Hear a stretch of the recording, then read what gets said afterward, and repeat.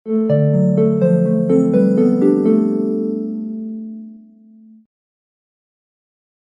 And welcome to the World Wide Post. दोस्तों, India और China के रिलेटेड बहुत बड़ी खबर निकल कर आ रही है। हम इंडियंस को ना अपना फोकस इलेक्टोरल बॉन्ड के साथ साथ इंडिया और चाइना के बॉर्डर पर भी फोकस करना होगा। इंडियन लीडर्स को चाइना पर नजर रखनी चाहिए क्योंकि बॉर्डर सिचुएशन अब पहले से ज्यादा खतरनाक बन चुकी है और पीएलए नई चैलेंजेस दे रहा है इंडिया को। पीएलए पीपल लिबरेशन आर्मी, दी चाइनीज आर्मी ने हाल ही में काराकोरम प्लेट्यू पर एक ड्रिल कंडक्ट किया। ये चिंताजनक बात इसलिए है क्योंकि ये ईस्टर्न लद्दाख के नजदीक है और ये एक इंपॉर्टेंट फ्लैश पॉइंट है करंट बॉर्डर स्टैंड ऑफ में।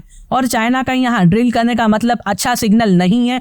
पीएलए कहता है कि ये एक लाइव फायर टेस्ट था। लाइव फायर टेस्ट समझने के लिए ये इस तरह का दिखता है। उन्होंने एयरक्राफ्ट पर फायरिंग प्रैक्टिस की और मैं शॉक था गाइस के पहली बार चाइनीज फीमेल सोल्जर्स भी इसमें शामिल थी, पार्टिसिपेट किया था। ये एक मिसाइल टेस्ट था। रिपोर्ट के हिसाब से चाइना ने इस ड्रिल के लिए surface to air missile system का इस्तेमाल भी किया है और यहाँ पर ना टाइमिंग बहुत ज्यादा मैटर करती है। टाइमिंग कुछ सवाल उठाती है। चाइना ने अभी के लिए ना इंडियन इलेक्शन से पहले ही ये ड्रिल क्यों प्लान किया गया, ये एक बहुत ही बड़ा सवाल है। सीधी बात है, चाइना चाहता है कि इंडियन लीडर्स और इंडियंस इलेक्शन के माहौल में बिजी हो जाए और चाइना इन्विजन के काम को और भी ज्यादा बढ़ा देगा। और दोस्तों, सवाल ये भी है कि ये Chinese drill normal training exercise है या फिर कुछ और बतलाने के लिए किया गया है, ये एक बहुत ही बड़ा सवाल है। और एक बात जो हमें नहीं भूलनी चाहिए, अर्लियर दिस वीक भारत ने एक मिसाइल टेस्ट भी किया था, अग्नि-5, जो कि भारत का लेटेस्ट न्यूक्लियर डिटरेंट है। ये टेस्ट मंडे को हुआ था। अग्नि-5 मल्टीपल टारगेट्स को एक साथ स्ट्राइक कर सकता है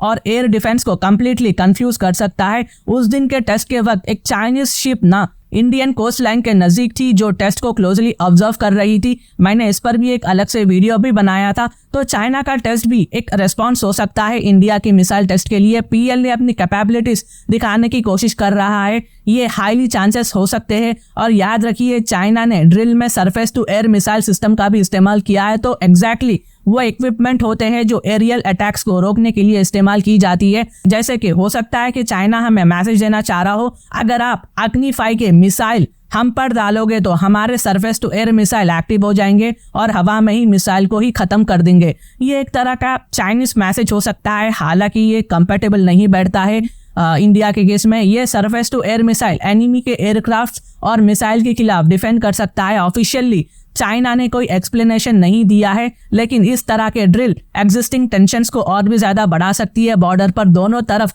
ऑलरेडी ज्यादा ट्रूप्स है। इस महीने भारत ने और भी ज्यादा 10,000 सोल्जर्स को चाइना के फ्रंट पर नजर और गार्ड करने के लिए डिप्लॉय किया है। ईस्टर्न लद्दाख में कम से कम 50,000 सोल्जर्स है। दोनों तरफ इंडियंस और चाइनीज एक दूसरे के आमने सामने आ चुके हैं। रियलिटी में हो सकता है कि चाइना ने 2 लाख ट्रूप्स को भी एक्टिव किया होगा और माना जाता है कि भारत भी ऐसे ही लेवल पर ट्रूप्स मेंटेन कर रहा हो। ऐसे ट्रूप्स डिप्लॉयमेंट के साथ हमेशा एक्सलेशन का रिस्क रहता है। दोस्तों, हमें यह भी बात मालूम होनी चाहिए कि इंडिया चाइना बॉर्डर इशू अभी के लिए अनरिजॉल्व है और चाइनीज फॉरेन स्पोक्सपर्सन कहते हैं कि भारत का कोई हक नहीं है यूनिलैटरल तौर पर जंगनान को डेवलप करने का। बेसिकली ये अरुणाचल प्रदेश की बात कर रहे हैं जो चाइनीज में जंगनान कहते हैं। चाइना ने कहा कि चाइना स्ट्रांगली अपोज करता है इंडियन एक्टिविटीज पर जो अरुणाचल प्रदेश में हो रहे। समझाता हूँ इन्होंने ऐसा क्यों कहा है। वो नरेंद्र मोदी भारत के प्राइम मिनिस्टर के बारे में बात कर रहे थे। रिसेंटली प्राइम मिनिस्टर मोदी ने सेला टनल को इनॉग्रेट किया था। ये 2 इंडियन स्टेट आसाम और अरुणाचल को जोड़ता है। चाइना ने इस प्रोजेक्ट पर रिपीटेडली प्रोटेस्ट दिखाया है। चाइना ने क्लेम किया है कि अरुणाचल प्रदेश